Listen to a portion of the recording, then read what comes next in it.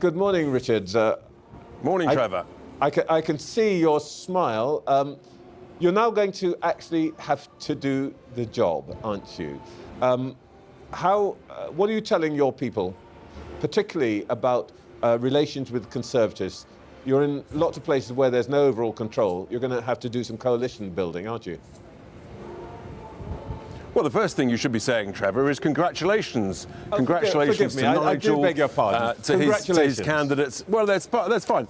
Thank you so much, because what Nigel and our brilliant candidates and councillors have achieved is truly remarkable. We have delivered a political earthquake. And do you know what voters have done in their millions, Trevor? They've said we want more reform, because we started running majority councils, 9 of them May 25. We've done a great job so far. Voters have looked at it and they've doubled down. They said we want many more councils run by reform councillors who've got a track record of success, getting stuff done, and they say we want more reduction of SEND backlogs, more potholes filled using brilliant, glorious new British technology. They want more investment in better valued children in care in places like Country. So yes, we accept the serious responsibility, Trevor, but I believe we're up to it. And of course, it'll be about hard work, roll your sleeves up, get stuck in, get stuff done. And we've already started those meetings this weekend. Okay, let's just get, I mean, I've already lavished praise on you and said how wonderful you are and all the rest of it. So let's get past that point and let's talk about the actual politics of this. And you carefully swerved the question I asked you. You've got 1,450 seats. You're not in a majority in all of those, in fact, most of them. Are your people going to be allowed to enter coalitions with the Conservatives?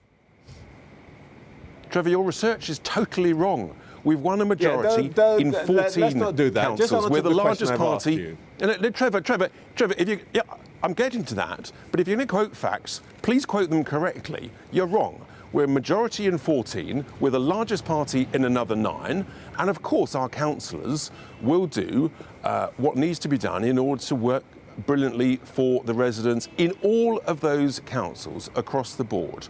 But, you know, whether it's Sunderland, Gateshead, St Helens, all the way down, you know, we've repainted the Red Wall a bright, optimistic turquoise. We've repainted the Tory shires of Norfolk, Suffolk and Essex. And yes, there's hard work. We're not afraid of that. And we'll do what is necessary, applying common sense, business-like approach to getting stuff done and making good decisions. That's what voters want us to do. Forgive me, I'm going to give it one more go because, you know, we've had this kind of conversation many times. We can have an argument about numbers and you can give the campaign a speech again. I've just asked you a very simple question.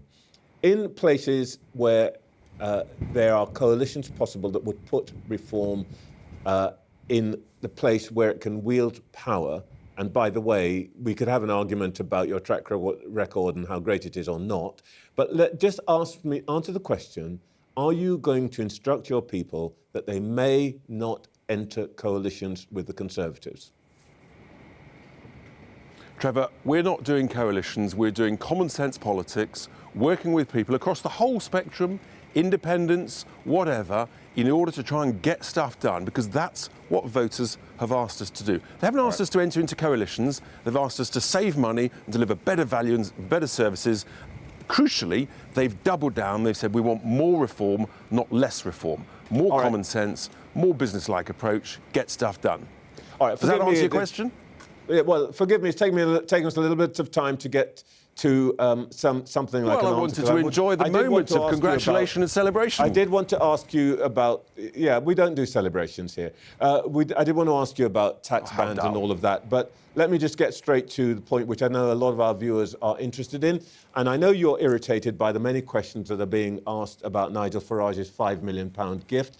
I also know he didn't have to declare it, so you don't have to tell me that, and you'd have to be a monk or a moron to turn down £5 million quid. I get all of that, but you might ask, what does a donor expect for £5 million quid?